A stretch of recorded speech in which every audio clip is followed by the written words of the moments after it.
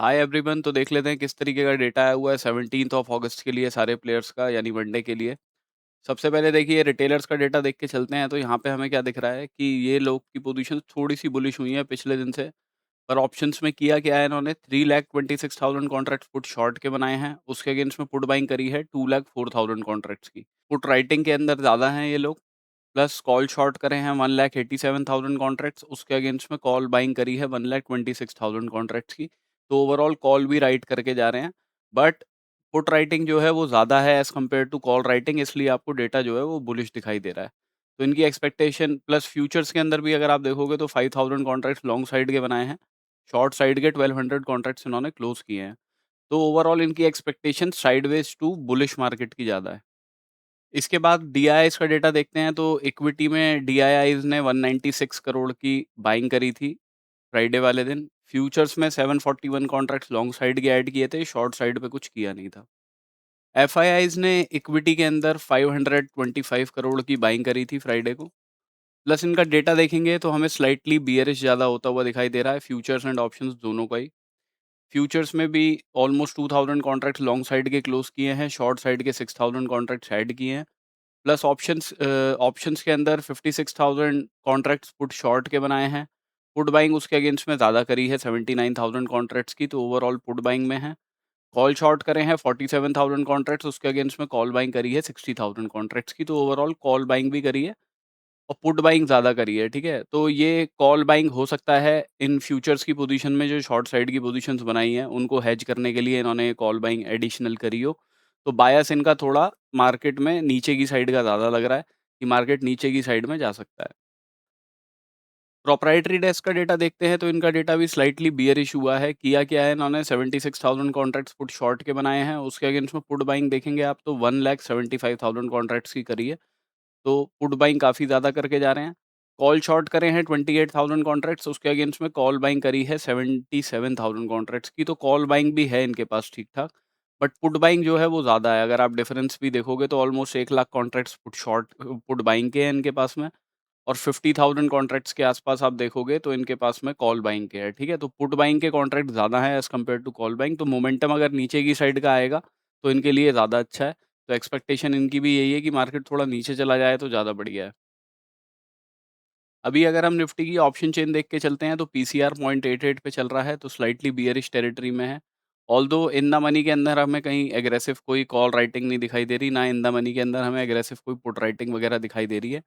Main 24,350 400 वाला level जो है, यही मेक और ब्रेक लेवल हो सकता है। अगर 400 के ऊपर निकलता है मार्केट, तब हो सकता है ये जो शॉर्ट साइड में बैठे हैं, ये अपनी पोजीशंस क्लोज़ करें और एक शॉर्ट कवरिंग से आपको 24,500 तक का मूव दे दें। अदरवाइज़ 24,350 से 400 वाली रेंज में मार्केट रेजिस्टेंस फेस कर सकता है, और उसमें नीचे आएगा तो फिर क्या है, हमें दिख रहा है पुट राइटर्स जो है वो यूजुअली रिटेलर्स बैठे हैं, राइट? तो 24,300 वगैरह के नीचे एक बारी मार्केट को लेके चले जाएँ, ताकि इनके एसएल वगैरह ट्रिगर करवा दें। तो वो कुछ प्लानिंग हो सकती है अगर मार्केट इस वाले ज़ोन से कहीं से रेजिस्टेंस ले लेता है तो। तो आप इस केस में ये देखते रहिएगा 24,200 वाले जो कॉल राइटर्स हैं कि यहाँ पे पोजीशंस चेंज इन ओआई जो है वो ऐड हो रहा है या क्लोज़ हो रहा है। अगर ऐड हो रहा होगा तो चांसेस हैं मार्केट जाएगा नीचे की साइड में। अदरवाइज़ अगर यहाँ का चेंज इन ओआई नेगेटिव हो गया तो फिर ज़्यादा फर्दर नीचे की साइड का मूव कुछ आने वाला है नहीं। अभी देखिए अगर हम चार्ट्स पे देख लेते हैं, तो सबसे पहले निफ्टी डिस्कस कर लेते हैं। तो निफ्टी के अंदर ना यही मैंने 400 का आपको रेजिस्टेंस वैसे ऑप्शन चेन के ऊपर भी दिख रहा है। प्लस टेक्निकल में भी 24,415 के ऊपर अगर 15 मिनट की क्लोजिंग आती है, तो हम बाइंग के लिए देखेंगे और टारगेट्स अपने 24,479 तक के रखेंगे उस केस में। बिकॉज़ ये वाला ज़ोन जो है, दूसरा टारगेट आपका ये हो सकता है 24,519 का, बट ये वाले ज़ोन पे जाके मार्केट रेजिस्टेंस ले सकता है, ठीक है? इसका ध्यान रखिएगा थोड़ा-सा। तो इसीलिए सेफ साइड पे होने के लिए टारगेट इसको रखिएगा instead of this.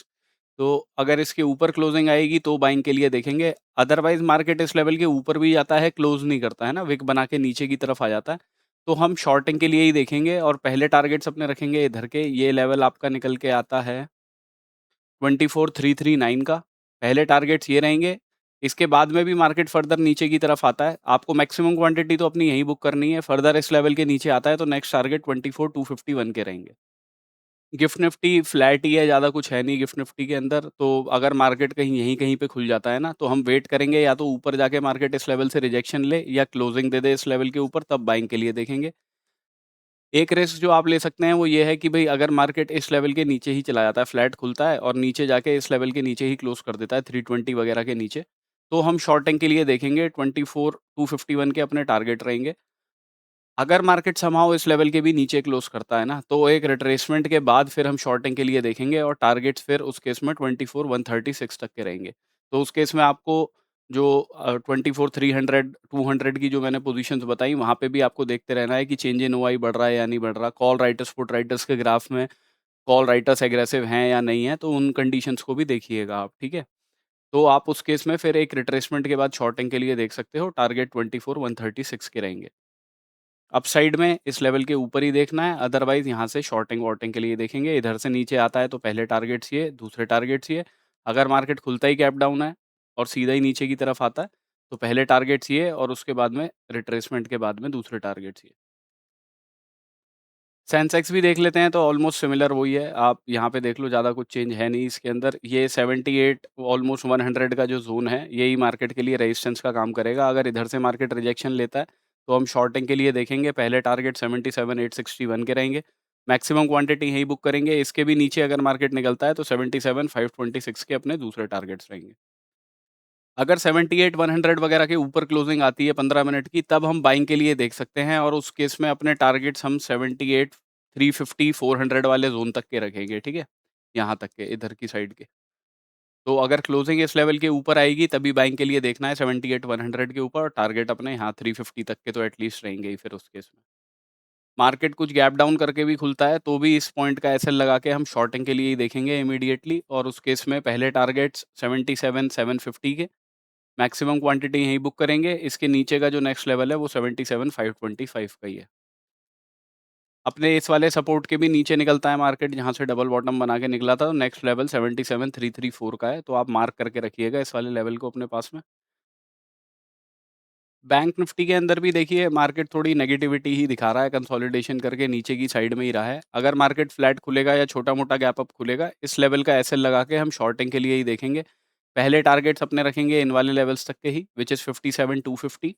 Maximum quantity यहीं बुक करेंगे। इसके बाद में जो नेक्स्ट लेवल है वो 57,159 का है, जो ये वाला लो लगा था हमारा।